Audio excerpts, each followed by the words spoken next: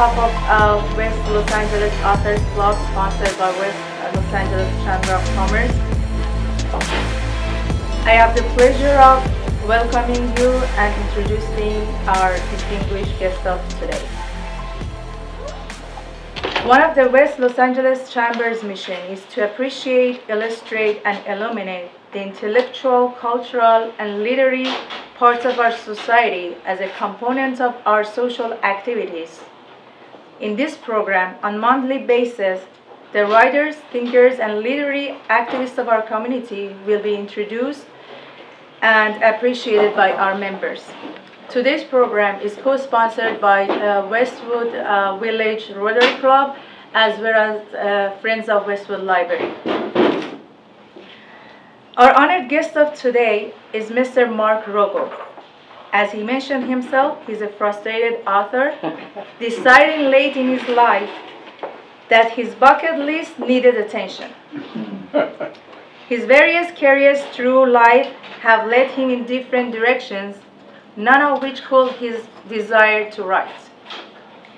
After graduating LA Canada High School and the University of Pacific, Mark entered Southwestern School of Law, only to discover that Perry Mason was nowhere to be found.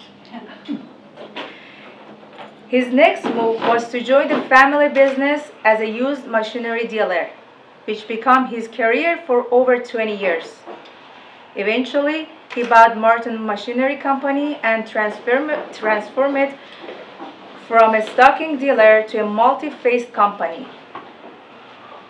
Then he followed the path of his wife and once again reinvented himself as a real estate agent, which is where you can find him today at Coldwell Banker in Beverly Hills. Mark's passion for life centers on his trophy wife of 40 years, Mrs. Lynch Mary Rogo, their two daughters, Marcy and Lisa, son-in-law Anel, and two perfect granddaughters. Always activist, Mark served as a board member and secretary-treasurer of Homely Westwood Property owner for 15 years, spent 5.5 years as president of Bel Air House HOA, has been a member of the Westwood Village Rotary Club for over 10 years, serving in numerous positions including president, served for over 10 years as a board member and 2 years as a president of Friends of Westwood Library, and currently is a member of West Los Angeles Chamber of Commerce. Today he will talk about his book, 23 Hours. We're going to have 20 minutes talk, and after that we're going to have about 20 minutes question and answer. Ladies and gentlemen, please welcome Mr. Mark Rogo.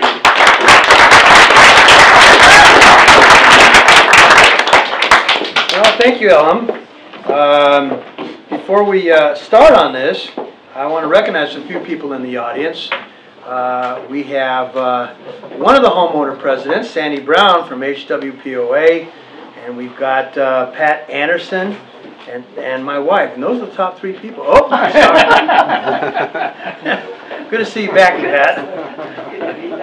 Let me ask you a question, first of all. How many of you, just us girls here, how many of you have read the book? Okay, and you still showed up. How many of you have ever wanted to write a book? Yeah, that's what I figured. We're a very literate community here in Westwood, and it's really evidenced by the fact that we have these book sales every quarter out here, and people buy all the books, they go back and they read them, and then they bring them back and donate them again, and we sell them again. And Ann Heyman here, who's on the board with me of the library, can attest to that. We see the same books over and over again, and the community supports us. At any given time, there's somewhere between 5,000 and 7,000 books out there for sale that are all donated by the community. So, like I said, we have a very literate community.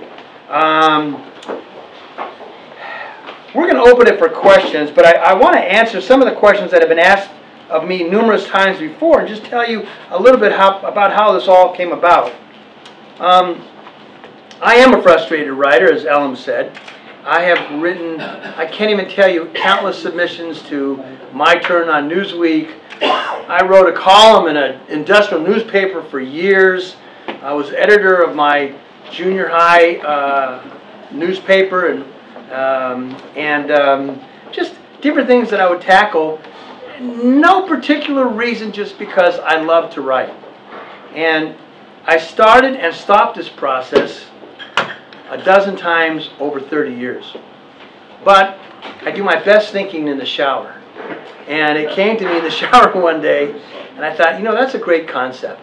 But this time, I'm going to do it a little differently. I think we all get intimidated by the fact that you think when you write a book, you've got to have it all outlined ahead of time. That's baloney. You sit down and you write the book. And as you're writing the book, it'll write itself. It'll come to you. As you finish chapter 1, it'll tell you where to go to chapter 2. When you finish with chapter 2, it'll take you where to start on chapter 3 and right on through. And that's exactly how this book was written. And it took me a year and a half to write the book. And I thought I had written the book. And then I took a year off as Rotary president. And anybody that knows that job, as our president, Colby Smith here, can attest to. It's a full-time job in this community. So this book got shelved for a year. Then I thought I had written the book, and I sent it to a fellow named Lee Rosenberg, who was the best man at my wedding and probably one of the deepest intellects I've ever met, a career naval officer. And I asked him to edit this. And when he sent it back, chapter 1 had more stuff in the margins than the text in the main pages. And I realized I had blown it. So I didn't do anything about character development, subplots, and all these. I just sat down and wrote a book. And actually, it was a very good lesson to me, because in the sequel, I actually paraphrased it in the prologue. I learned a lesson from all of this, which is anybody can write a book, but it's really hard to tell a story. And there's a big difference. So I spent the next year and a half ripping the book apart and changing complete chapters and bringing in new characters and so forth. And when I finally had it done, and even to this day, I'm still seeing things in the book that I thought should be changed. But I thought I had it as close as I was going to get it. I sent it off to an editor, and she told me, Mark, it'll take me 3 weeks, and I'll have it right back to you. 4 months later, there were 450 edits in the book. So, and then when I sent it to the publisher, they came back with another 100 edits. So anyway, it's a fascinating process, and it was a lot of fun. Give you the basic premise of the book. The book is a science fiction fantasy, and it's got 2 central themes in it. One of the themes is that there is greatness in all of us, and I'm a big believer in this. Like that movie, Trading Places. I believe that somebody in this room, under the right circumstances, could discover the cure for cancer. And somebody in this room, under the right circumstances, could be the President of the United States. And somebody in this room, under the right circumstances, could be the person that brings peace to the Middle East. Everybody, every one of us has greatness inside of us. It's just to bring it out. And the story was brought out by the character, the main protagonist, Aaron Epstein. Nice little Jewish guy, nerdy as can be, not even college educated. He's a typical middle class, working stiff. He earns $105,000 a year as a machinist in Gardena. He has a loan on his car, a mortgage on his house. He has a wonderful marriage to a woman named Miriam. And he has 2 beautiful daughters, Rachel and Hannah. And he's just minding his own business one day. And I'm not going to summarize the entire book, but he's just driving to work, and the next thing he knows, he's in a room this size, surrounded by military and what he perceives to be the President of the United States. And the United States, a month beforehand, had launched, and we did, we launched a satellite made in JPL, which was powered by nuclear fission, and it was launched outside the solar system. And alien life forms perceive that as the last step, because we are perceived as the ultimate scum of the universe. We kill each other, we destroy our environment, we have no respect for each other, and as other life forms watch us, they just laugh, you know, trying to figure out how we're going to destroy the planet. And when this satellite left, they came here to say, okay, now you guys are bringing it outside your neighborhood, we're not going to let this happen. So they said, we will choose one Earthling for 3 days to study, and if we think that you have any redeeming qualities, we'll allow you to live. So they chose little Aaron Epstein. And there he is in this room, and he's fed this whole story, and that starts the whole escapade. He gets rendition to a planet, Yavari, billions of light years away, and he can never get back until the very end. He thought he was going away for 3 days. He ends up, under a variety of circumstances, finding himself in, oh, the mayor just arrived, Mayor Sand. Good to see you. He finds himself in these circumstances where he is perceived as from this warlike planet, having the only experience in the military, which is not the case. And he is called upon on 2 occasions to stave off foreign invasions from alien cultures. He becomes a savior of the world, and then becomes a savior of the universe. He goes on to assume positions in their Grand Council.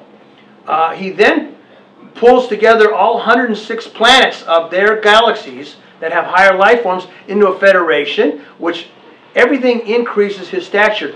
At the end, he is the Grand Galactic Overlord. He has established a universal currency. He helped engineer a device that translates everybody's various languages and sounds into a language that you can understand, a universal translator. He marries a woman named Tani who ends up being killed. He then ends up finding a culture that had been here in the times of the Egyptians and adopted our skeletal and skin structure, which is perceived as one of the betters of these alien cultures. And he ends up meeting the queen, having an affair with the queen, marrying her daughter, and having 10 children. And when the queen dies, he becomes a prince. He becomes the Prince of Montoid. Every one of these exciting little things that go on just increases his stature in the universe. And at the end, he lives a biblical life of 800 years, which is standard then, but at 250 years, his daughter Hadassah discovers a way to break through a time ribbon and get back to Earth. Because that's the second theme of the story.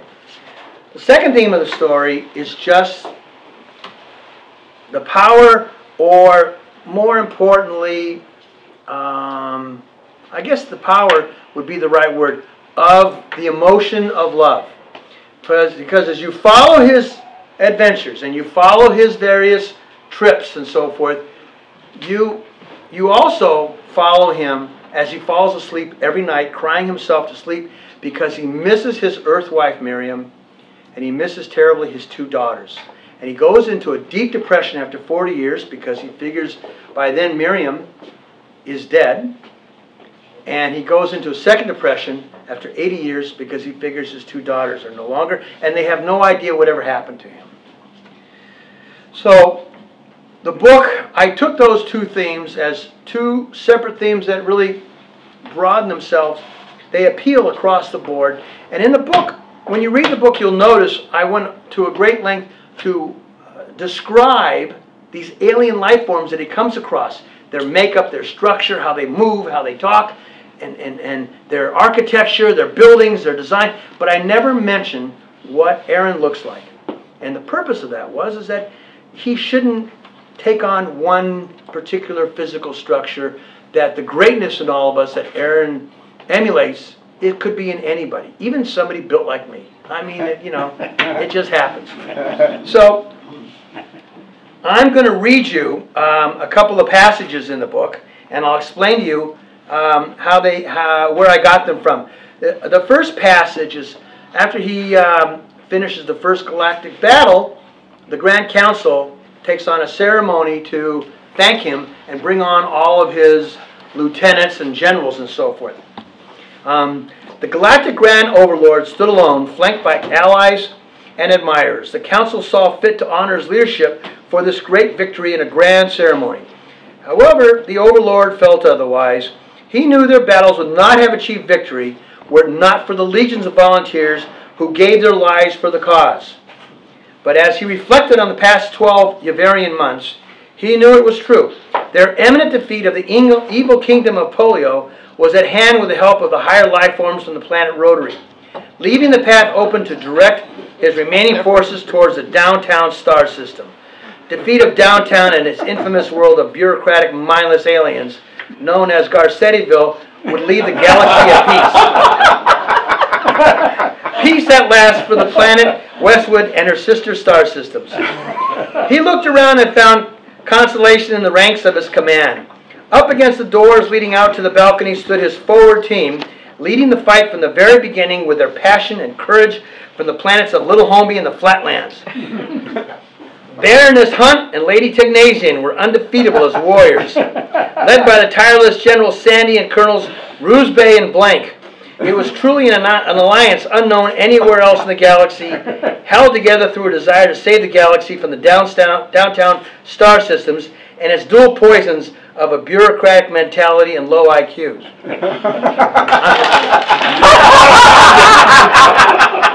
I'm just kidding. Just wanted to see if you're awake. Sir, I have a comment. I have a comment on your book. Sure. What do you think the Queen of California will have The Queen of who? system? The Queen of Montoy? California, the galaxy civilization which has been lived here in California 10,000s of years ago. I'm not sure I understand the question. That's why the Los Angeles, they have these dreams. They have the dream of the pastor in the 18th century that America will be ruled by the Queen California civilization. You did? Well, it's a new one on me. I think you have to write a book on that. He says he's a prince himself. He's a property of the prince. He's the prince of the Barack Obama, president of the United States of Barack Hussein Obama. Well, we're not getting into politics in the book.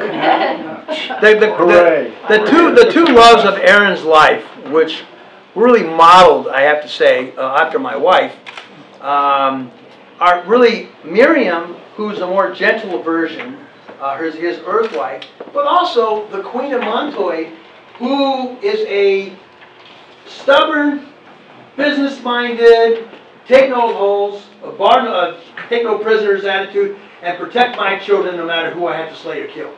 And Lynn is really that way. And so I modeled both characters because she has both sides of her.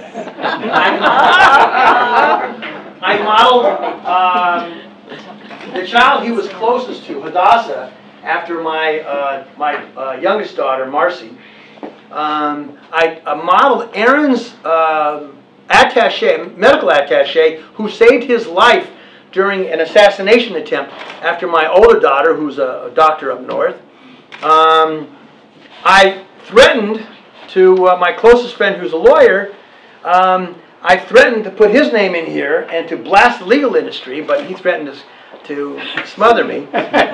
So I changed it to the President of the United States. His last name is my son-in-law's last name, President Gupta. And I have various other people spread out in the book, but every author, I think, models certain characters after people that they know. So the book moves in two different directions. Well, let me rephrase that. In two parts of the book changes direction. So in the beginning of the book, he doesn't sure what he's doing or what's happening But then he discovers that he's stuck on this planet and they can't figure out how to get him away. Or initially, in the first week or so, they don't know what to do with him, and they are totally unprepared for him. And I wanted, you know, that I didn't do the Star Trek thing where, you know, Spock always figures out how to correct everything with a few little waves of his hand. That probably in the future, men and women that do travel to an alien culture are going to find these same problems. So this chapter is out of the part where he has just figured out he's stuck, and it looks like he's not getting back soon. Hopefully he'll get back later rather than never, but he's just beginning. This is just beginning to hit him. Keep in mind that I couldn't. This is written in first person, by the way. Aaron's writing this whole thing in first person throughout the book. It's sort of like his autobiography of his time on Yavarii. Keep in mind that I couldn't gauge how much time was passing. I could only make guesstimates. There was only one of several things. This was only one of several things I found very disconcerting. Losing track of actual time as I knew it and what that meant in terms of measuring my lifespan and that of my loved ones was a very complicated concept that had profound psychological implications on my mental well-being. I felt as if an invisible hand was slowly pulling me away from everything I knew and loved and was familiar with, and I was helpless to stop it. In so many ways, it was equivalent to psychological torture. There were other issues to consider as well. How soon will they secure a permanent water supply for me? What am I to use for a toothbrush, or clothes, or pajamas? Where am I to live? Where can I find clothing conducive to my body and my style from Earth? How do I get around? Who will translate? What can I do in the evenings with all this time? Is there anything for me to write with? Can I use the computers here, or are there gadgets that are similar? What about tissues if I need to blow my nose? Will they ever give me my favorite foods, and what the hell am I going to do when I need a bathroom while traveling? Well, hey, Chris. They're here to get you, Jim. They've been waiting for you all day long.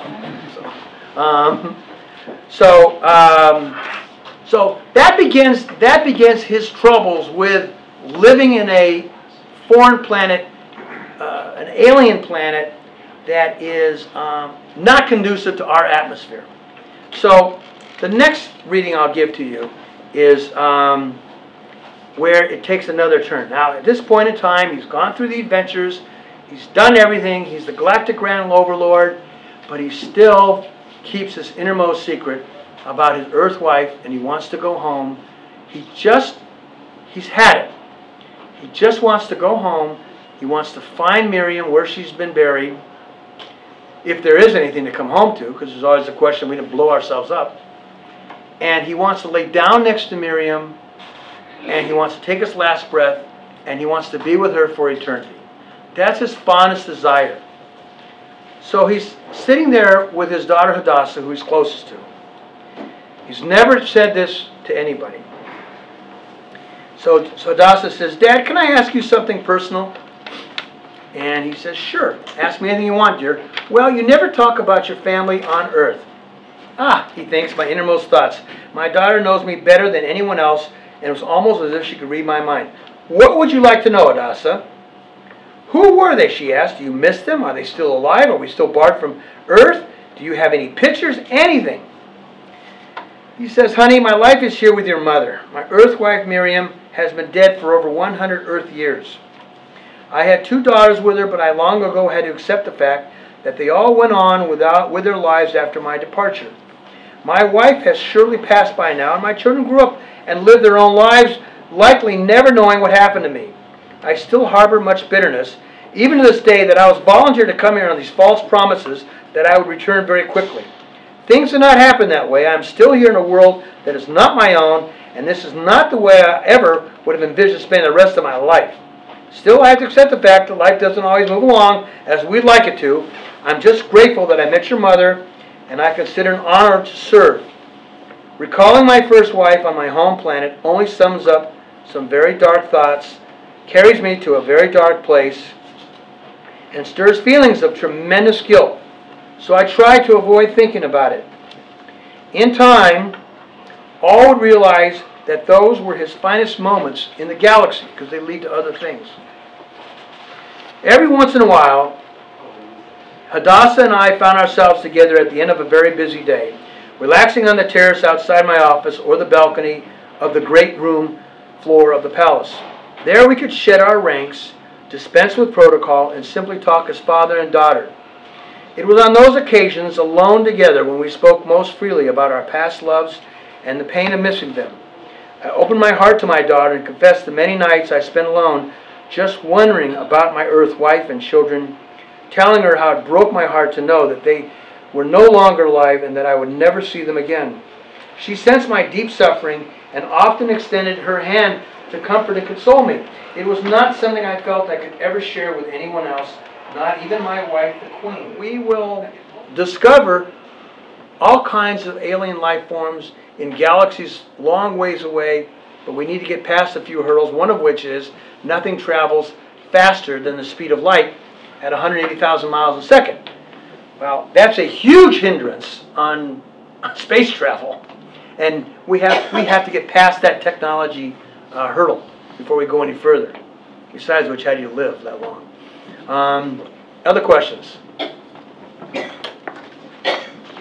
You used the name Hadassah for your daughter. In Hebrew, doesn't Hadassah have special meaning? It does. It in ancient Hebrew lyrics. This is a decided Jewish theme in the book. Aaron is Jewish. He discovers, making a long story short here, he discovers an alien life form that is in hiding under a mountain of ore and had fled, continues to flee for millions of years from their cousins, the Grobes, who are out to get them. Last time they fled from the Egyptian pyramids. And when they lived in Egypt, their cloaking device was the pyramids. When they lived in Egypt, they adopted our physical setup, and they adopted Orthodox Jewish law for whatever reason. I don't even explain it in the book. And when he discovers that in this group of humanoids, this was the queen, the original queen, and the princess who he eventually marries. Unbeknownst to him, they follow Jewish law, and including priestly benedictions, 10 Commandments, the whole Megillah. All of his children are named after prophets or old Jewish names, and his mother-in-law, the queen, her name is actually in Egyptian the same name as the first female pharaoh of Egypt. I did a lot of research. Phil. I was going to ask you, what sources did you use for your research, and where did you do your research, and how did you come up with stuff that you had to research? Well, two answers. First of all, Phil, we have access to the biggest library in the world. It's called the Internet. Okay, you just have to be sure what you're reading is true. But I would normally look at academic side of things, papers, Wikipedia I used a lot, and you don't know what you have to research until you're writing the book, and you say, well, I better back this up, and or I need to do some research to make this more realistic, and so I did all of that. The only thing I kind of left out, there was a very interesting paper written by a professor, and I forgot his name, but I had inserted in one of the first verses of the book. I thought, I'm not going to go through all this, get this guy's permission to use his paper, and forget it, just take it out of the book. But it was one of those things that sort of explained to me in terms that I can understand the concept of time. The time is elastic. It's not, time doesn't move in a straight line. Okay, time, it moves in its version of a straight line, which could be a circle. But that's its version of a straight line. It's difficult to understand, but it's really cool to read. Any other questions? Pat? I'm intrigued, the science fiction area. Were you aware that you were going to write a science fiction book when you first started typing? I was, because only in the world of science fiction can you let your imagination fly? There are no boundaries. That's true. If I wrote history or about architecture, or my manager wants me to write chapters on different episodes in my real estate life, which is kind of strange. All of those things have, boundaries. They have limits. I did not want to be bound by any limit. And I did not think that this book had a chance in hell of doing anything. I figured I'd sell 3 copies. My mother and my 2 daughters because they want to stay in the will. But, so I purposely, we had a speaker at Rotary who was the chairman, president of the LA Book Review, I think his name was. His organization. Yeah, like 4 years ago. And I asked him, I said, give me a science fiction reviewer. I want to know what I wrote. If it's a piece of garbage, I won't be hurt. That's okay. Ask my wife. When the kids are doing homework, I was the last one they'd go to for spelling or grammar corrections. But I sent it to this guy, Rob Latham, who is a professor at UC Riverside, and I have a compilation, a summary of his review on the back. But what he sent back some pointed suggestions about things that I had missed. But he basically said, publish the book, Mark. It's a great book. So I said, okay, I'm going to go ahead and blow my brains out.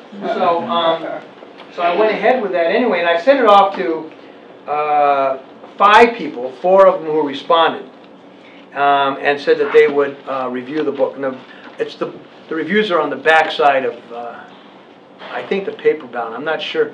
The hardbook. Are they on the? They are on the. Okay. The only difference is that the hardbound book has the about the author and a summary of the book in it. Everything else is the same. But answer your question, I didn't want to be bound by anything. I wanted to just start from scratch and let her rip. And that's what I would do. What's the price of the book? It's $30 for the hardcover, $20 for the paperback. If you want a digital version, it's a $20 donation. All the proceeds go to the foundation. And Terry will give you a card for the free download of the digital version. Dwight. Seems like 330 pages, that would pretty much cover the first theme of the book. Yeah. The guy's stolen or whatever, transported, and he overcomes all these obstacles and rises to a high position, or the highest position in the galaxy. That sounds like a full 330 pages right there. Did you start off thinking that was going to be the moral of it or the end of it, and then decide there was time for more?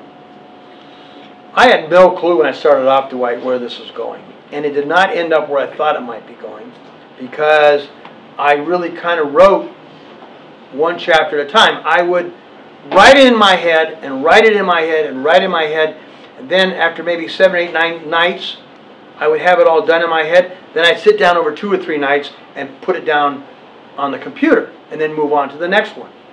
But every chapter tells you what the next one's going to be. So I didn't have any outline at all. But I will tell you, it's 126,000 words. And the editors had a fit. They said, first-time authors are not allowed to have more than 70,000 words, 75,000 words. And I said, tough. I said, I can't split the book up. There's no way to do book 1 or 2. We talked about the sequel is done, and it's back this week, the full version from the editor. I said, there's no way to make parts 1, 2, or 3. That's ridiculous. Nobody's going to spend $50 on a first-time author for 3 books. So they ended up going ahead and letting me do it on 330 pages. But as I got to the end, Dwight, I had really hammered away on the theme that we are the scum of the universe pretty hard. And I felt I needed a way to redeem us humanoids. We do have some redeeming qualities. So in the sequel, the humanoids save the universe. So I needed to write the sequel to make sure that we save the universe. Is that going to be a separate book, the sequel? Separate book. It's like 6 months to a year out. Once you're done writing the book, then the real work begins. Is it going to be 23.5 hours? Or? No, it's called The Blue Planet. Oh. It's never referred to as Earth. I see. The alien life forms are fascinated with this planet. They've been watching it for eons, And we have this gorgeous planet covered in blue with white clouds that is much prettier than their worlds. Their worlds are very bland. They're very gray. They don't have culture. They don't have plays. They don't have restaurants. But they're also very passive. They're very nonviolent, but they're very commonsensical. It's entirely different worlds. So that's why they're so fascinated with Earth and why they've been watching us. And they're scratching their heads saying, what's this beautiful planet? They've got these great body systems, and all they do is kill each other day after day. Did you submit this to any major publishing houses? I did. I got turned down by the 3 I submitted it to, and I sent a synopsis to an agent in New York who sent back a no so fast. I don't think mine was in the mail yet, and I got the no back. You know, Lynn's uncle wrote an autobiography, and he got turned down. I mean, nobody, you know, they say Mark Rogo, who? Who in the hell's Mark Rogo? Her uncle, who was a prominent name in the motion picture industry, got turned down all over town. Okay? He sends it to his alma mater, and he's a honorary PhD. They almost have to print the book. And they take his book, and it's like the second or third largest selling book ever in University of Wisconsin Press. So, but they didn't say, who's Walter Marish? They knew that right away. Okay, who's Mark Rogo? Nobody's ever heard of this. You know. Did you tell us what the meaning of the title is? 23rd Hour? It's time essence. I mean, it's the concept of time. I don't want to tell you more than that, or I'm going to give away the end. Okay, but it's concept of time, which is, Steve, it is so far above our pay grade. You know, these guys that have IQs of 165 barely understand what it means. And they admit that they don't understand because it moves into other dimensions. And throughout this book, there's allusions to an outside force, another dimension, a guiding hand. And in the sequel, it becomes apparent that all of this is being orchestrated by a fifth dimension being. That comes out in the sequel. And there's a battle that goes on between fifth dimension beings and things like this that go on in the sequel. When's the movie coming out? Who's going to play Mark Rogo? No movie. There are certain books that lend themselves to it, not this one. You know? That movie would be like 40 hours. Dan. Mark, we're reading in the book club here H.G. Wells' War of the Worlds, and it's just ironic that I would get this book today because there's some parallels. I'm wondering, have you read H.G. Wells' War of the Worlds? Sure, I read all this stuff. Yeah. I mean, I love reading science fiction. It's written in 1906. Yeah. I love reading science fiction. I used to travel a lot in the machinery business, and I would always grab a magazine at the airport to read on the plane that was not one of my regular subscriptions, and it was either science fiction or it was Omni. And I love these short stories in Omni. I just, I love that magazine. But, Lynn and I, we spent our 25th anniversary playing a Star Trek game or something. No, it was the finale of not Star Trek Next Generation, the start of Deep Space Nine. Yes. So that was our date night. We'd watch all this stuff together all the time. In 28 days, we will be celebrating our 40th anniversary. Woo! Calls for a fine. No, not me. Today, Peter Moore is a grandfather twice. Twins were born. Oh, really? That's a fine. Well, does it mean all of us are invited to the 40 years party? The 40 day, we're going up north. Yeah, come on up north. All my children have left me. My mother and my sister and her children, they're all up in the Bay Area, so we're flying up there to spend the time with them. Okay, any other questions? Just a comment. The photos are lovely. The pictures. The drawings? The drawings. What's the background of the drawings? Well, you have to hire an illustrator, but you've got to find an illustrator that fits your concept, okay? And I wanted one that would give me certain defined moments of the book, but I wanted it undefined. In other words, there's still a little bit of confusion. Because in these worlds, our minds don't fit these worlds. And so there is confusion in Aaron's mind. He's never really at ease with Is he a Yavarian? Is he a Montoid? Is he back to being an Earthling? And he can never get really used to these worlds and the change in the gravities and the change in the waters and the air. And there's two suns, not one sun. And, you know, so his world is a little fuzzy. That's how I wanted this. So the Pat Brooks, who did the illustrations, and she's right up here in Thousand Oaks, I think. She and I went round and round on these illustrations. I think she did a great job on the cover because the cover uses visual metaphors there to really draw you to Aaron's struggle between the different worlds. You know, he's in love with his wife from Earth, and he can never leave that. But he's in love with his 10 children and the queen here on Montoid, and he's torn between that all the time. But I think she did some good jobs there, Anne, thank you very much. But one of them, and I forgot which one, was totally off. And it was going to be like $1,000 to change it. And I said, forget it. Forget it. We'll keep it in. Nobody's reading this book anyway. How much does it cost to produce a book like that? You know, you can self-publish a book for $350. Okay? But now come all of the extra. It's like buying a car. Oh yeah, I want the GPS, and the tires would be good too. You know, so you know you can get a very good package for $1,800 or thereabouts. My mother taught me though, do it right or don't do it at all. That was her mantra, and so I bought one of the premier packages, but then you get into so much minutia and decision making. The size of the book, the quality of the paper, the size of the font, the layout of the paragraphs, the layout of the writing, the space between the sentences, between the lines, how you want it numbered. Do you want a chapter? Do you want a prologue? You don't want a prologue. Table of contents, no table of contents. I mean, it goes on and on and on and on. I was about ready to kill him after a while. But once you have the first one done, the rest of them just follow the same pattern. You know, so you will end up with outside editors and so forth, somewhere about north of $4,000. You know, to really do the book right and so forth. But my wife's going to kill me for saying this, but you know, it was worth. It was such a great experience. It was worth every nickel. She liked to shoot me. And it was such a fabulous experience. It was the hardest thing I've ever done in my life. You know, this was really brutal. There were times when I found myself so engrossed in the middle of the night writing this that I found myself, I didn't realize it, I would be bathed in sweat.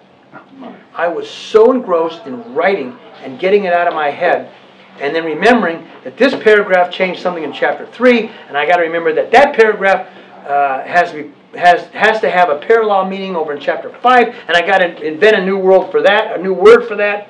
And you know, when you have all these things going on in your head, you really do physically. It's almost like working out. You know, I got so into this thing, and I have to tell you, 2 nights I got so into it, I never went to bed. I mean, I looked around, and here's the morning light coming in from the window. So this really became like a passion of love to get it done. And the second one was so easy compared to this, and it's half the size, and it's much better written. Yeah. How did you know you had finished writing the first book? I mean, it could have gone on for years. Well, because no. You know, because you come to an end you lead it to an end. Okay, your gut says, okay, we're winding things down. Enough with the adventures. Enough with the scumbag lectures on how scummy we are here on Earth. You know, let's close this off and let's. It's sort of like going to sleep. Okay, your body knows when it's time to wake up. I knew inside of me, time to wind this up. I got maybe another chapter left to do. Let's pull this whole thing together. Do you remember what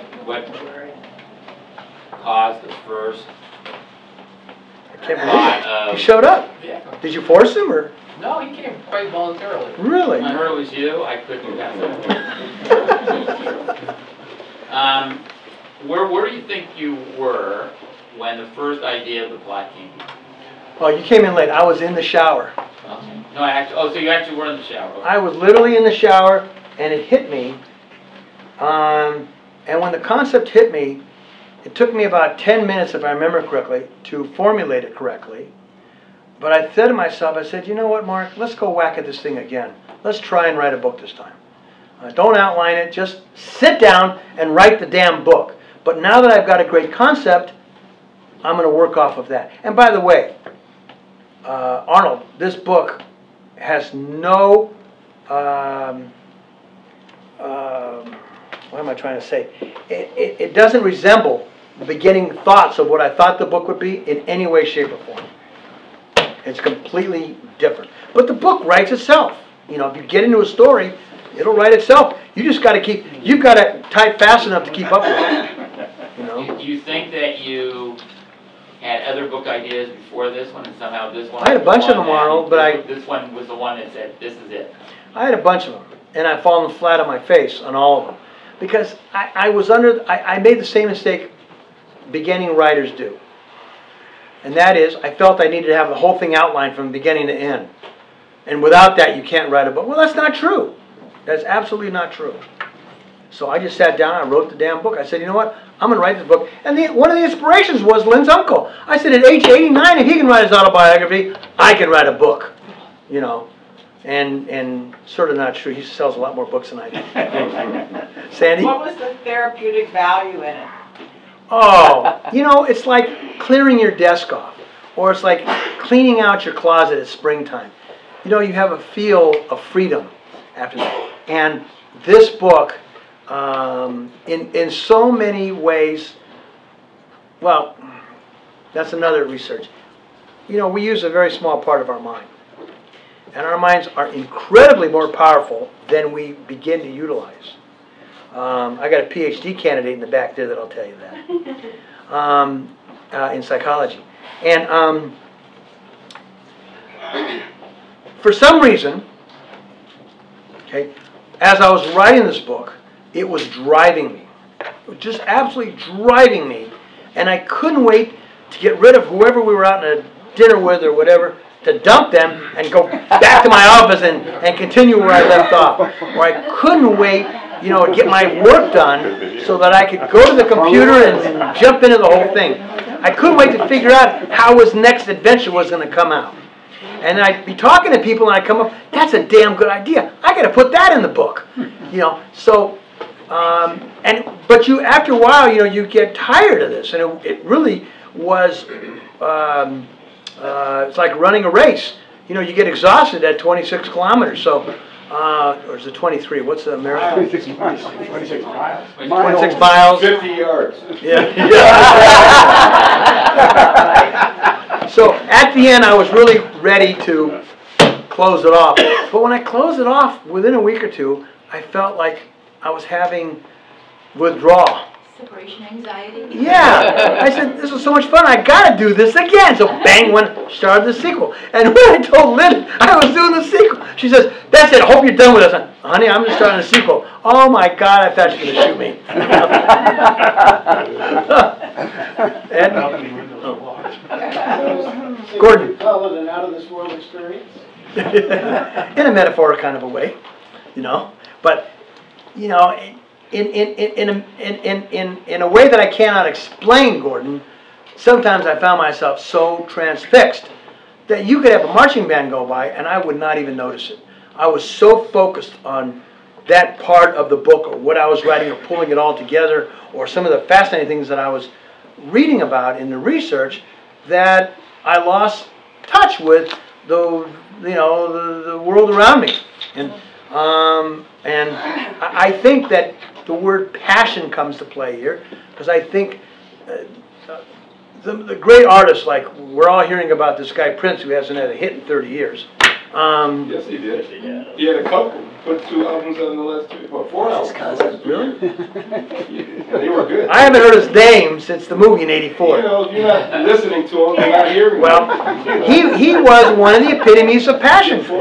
When he performed on stage, he exhibited passion. I think some of these great artists, like in music and in art, their passion takes over, and that's when they do their best work. Now, I'm not claiming for a second that this is anything that would come close to that quality of work. But you know what? If you have a passion for something, you'll do well with it.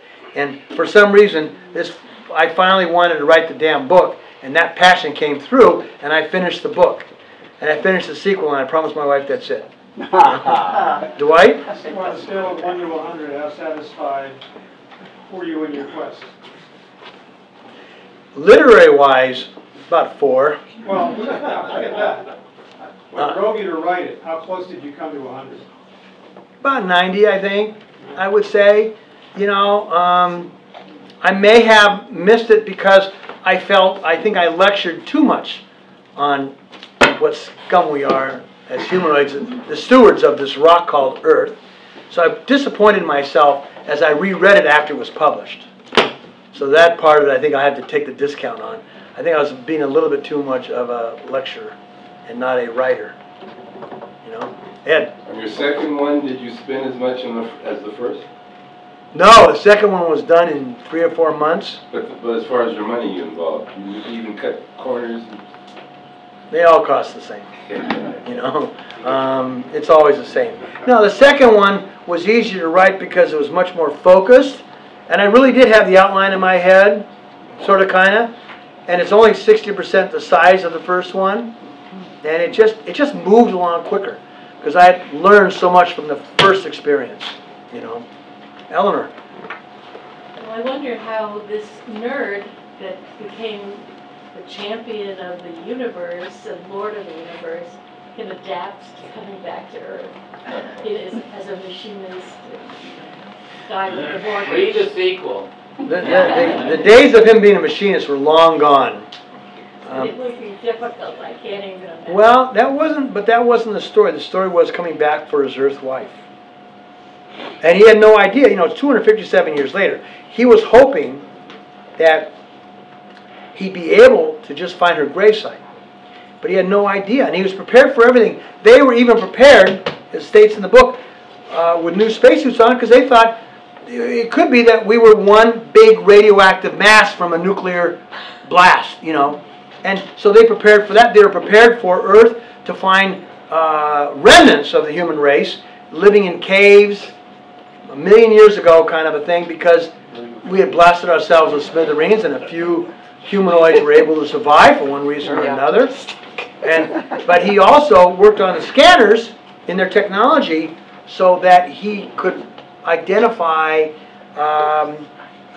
from their 3 battleships that went through the time ribbon, his DNA, hopefully find it somewhere buried in the greater Los Angeles area. No. What are they going to steal? What are they going to steal from me, Arnold? Oh, This is not going to press. No, I discussed it with people over dinner. Talked about the book.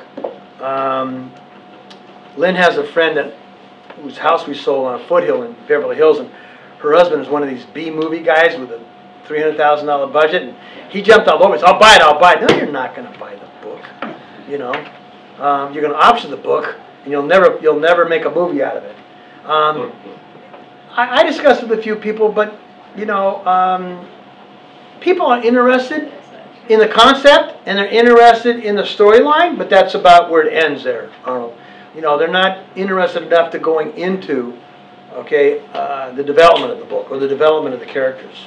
You know. Mark, yes, Phil. When you were writing, did you ever just write it out longhand, or did you ever in the computer? No, always like I got my only D in high school was in typing, and it traumatized me. So I spent my junior and senior years typing my homework, even if it was math. At the end of my senior year, I typed over 150 words a minute.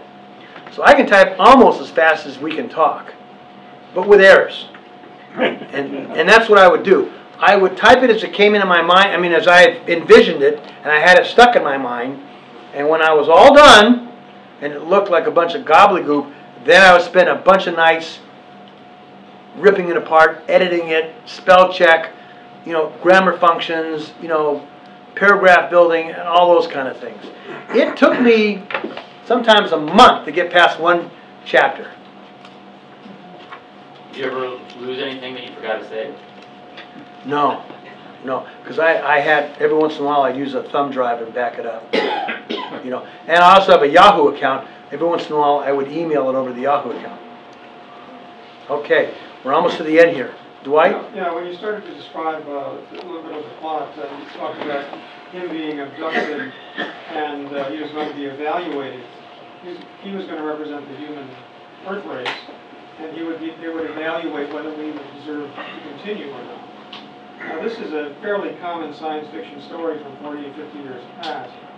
So, I mean, you took it, that was just the beginning. That was just square one out of maybe 80 or That was chapter 1 and 2. That's a very small part of the book. Yeah, and you did your own thing with it. But that premise, how did you see that? Because that is someone else's premise. It's a long story. A storyline has been along for a long time, and I struggled with a bunch of these subjects on how to get around them, make them a little different. That was one of them, and I decided that I would paint the Yavarian alien culture as a very passive culture, which is why they got in trouble when they were being attacked, because they had no clue of what to do.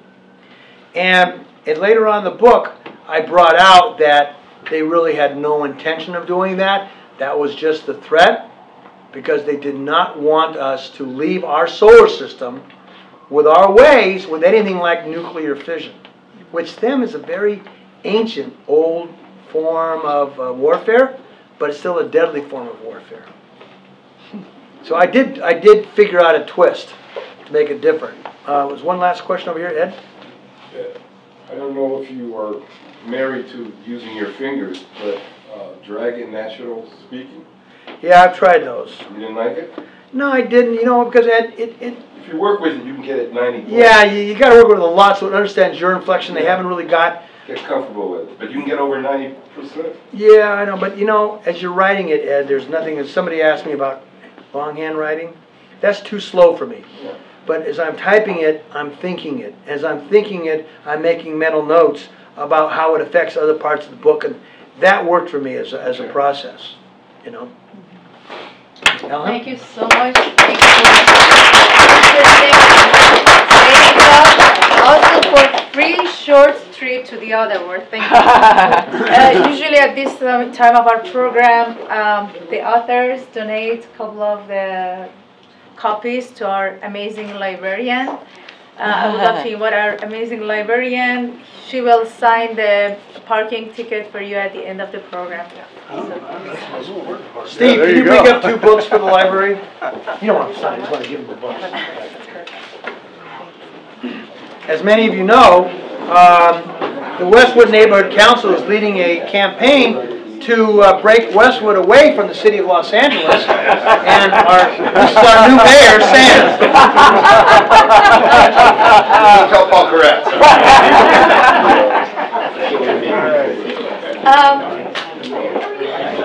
For those who are interested to join us for Chambers, this next Wednesday, May 4th, we will have